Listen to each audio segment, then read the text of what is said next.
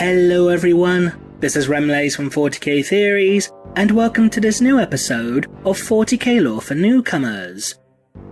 For this episode, we will be continuing with our brief look at the Warhammer 40,000 timeline.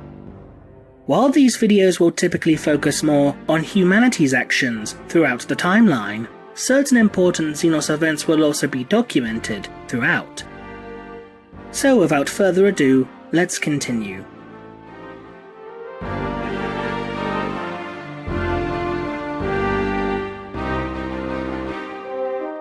The following account is a chronicle of events occurring throughout M42. Because of how intricate and detailed the events of this time were, only certain key events will be mentioned, which in turn will be expanded upon in future videos. In addition, there is also a small chance of potential inaccuracies of specific dates due to contradicting sources. For events that occurred prior to this, make sure to check out the previous videos in the 40k timeline. Circa 001 to 025 M42. The war for Vigilus begins.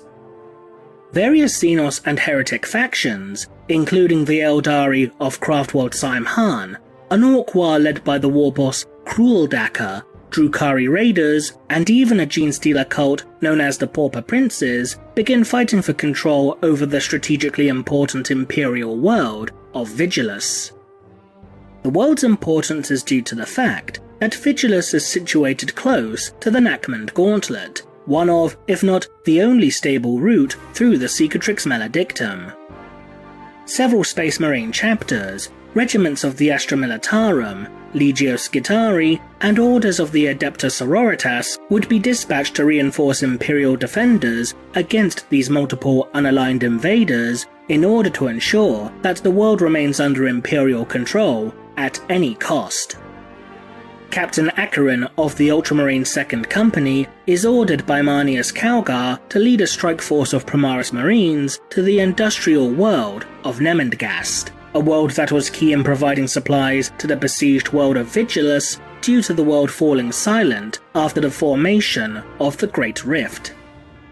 Acheron would discover that the world had fallen under the control of Black Legion forces led by the Chaos Lord Vorash Soulflayer, who were in the midst of producing vast numbers of demon engines.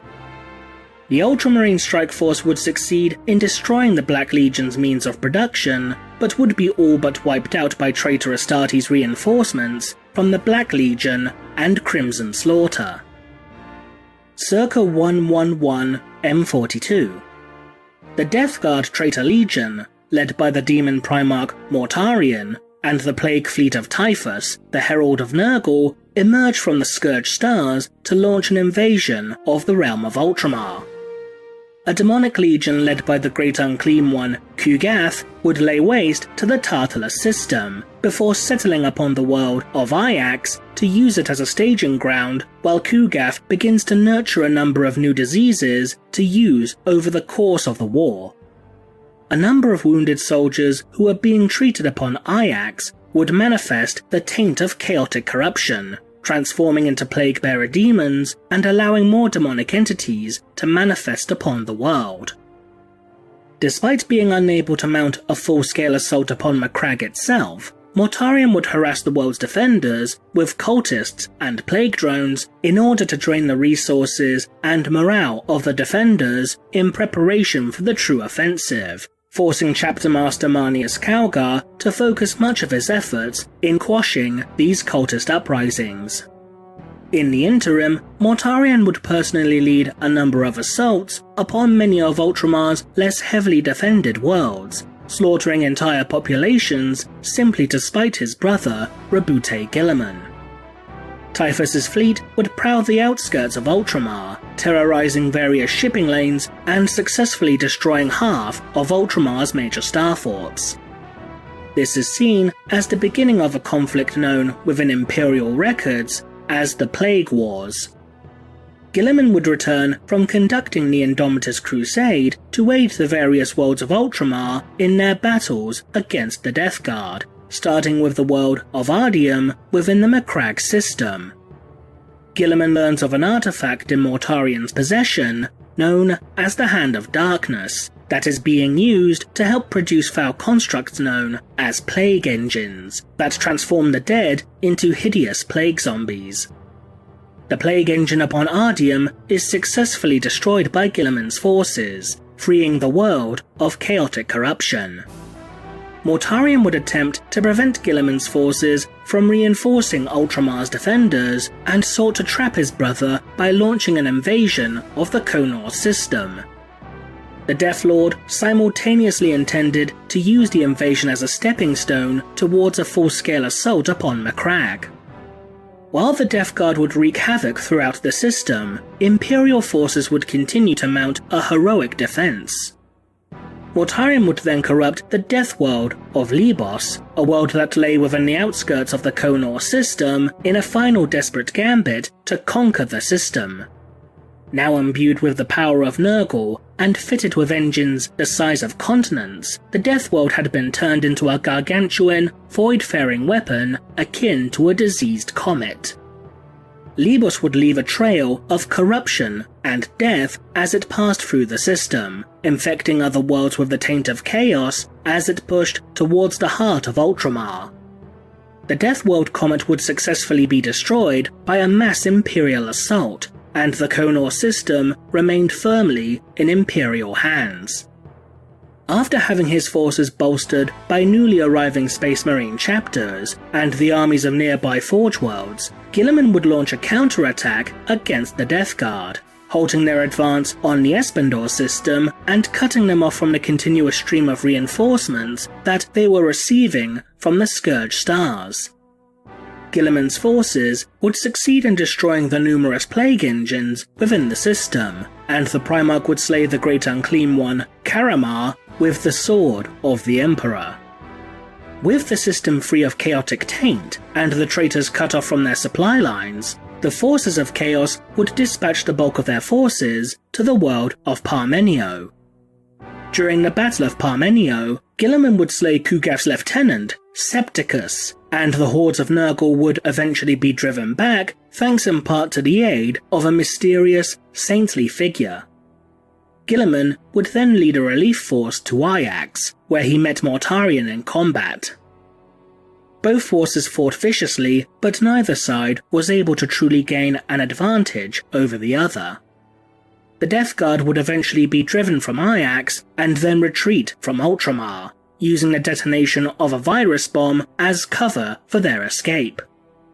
With this act, the Plague Wars would officially end. The Chaos Gods of Khorne, Tzeentch, and Slaanesh would send their own demonic legions to lay siege to the Scourge Stars, prompting Nurgle to withdraw his minions from Ultramar to defend his territory. The Forge world of Metallica is subjected to an Orc invasion. Marneus Calgar would lead a relief force that succeeded in whittling down the invading Orcs.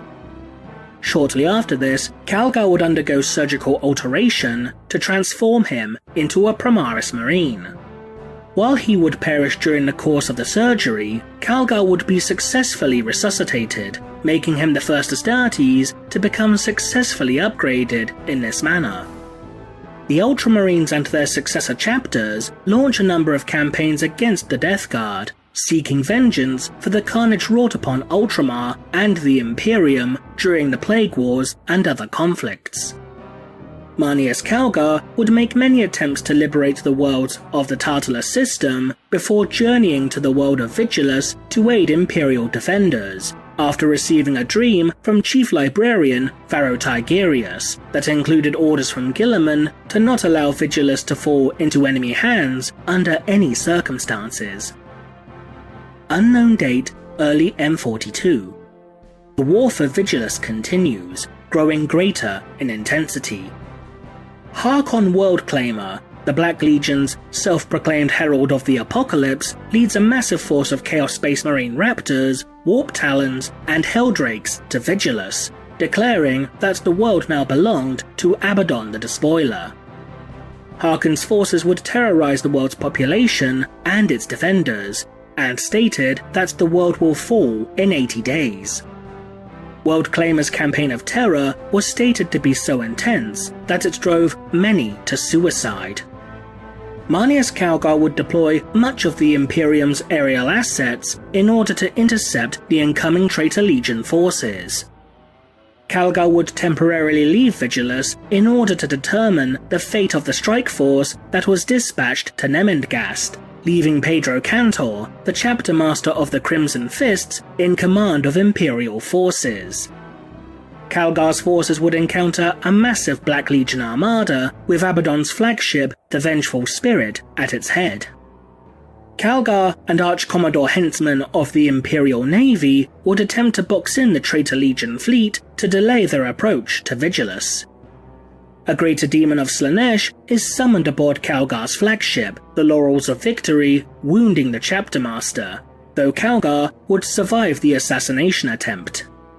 Demons would also begin appearing aboard numerous ships throughout the Imperial fleet, forcing Hentzman to order a retreat, opening up a direct path to Vigilus for Abaddon's armada.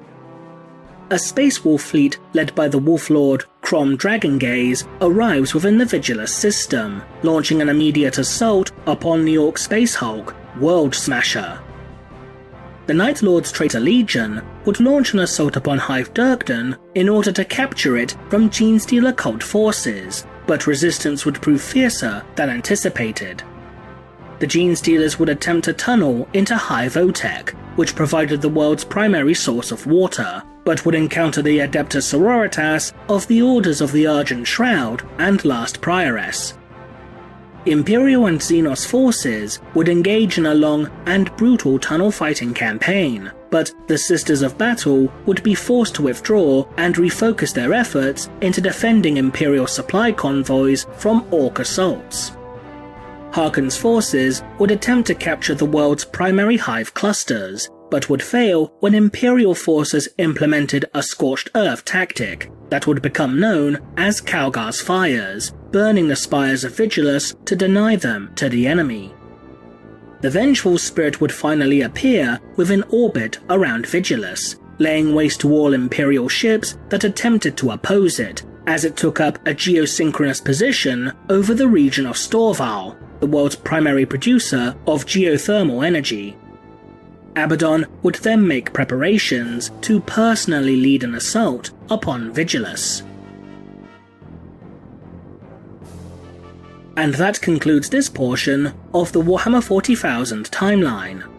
Join us next time as we continue the events of M42. If you liked this video, consider supporting us on Patreon for more content. To those who are new to 40k, we hope you learnt something. So leave a comment below, and thanks for watching.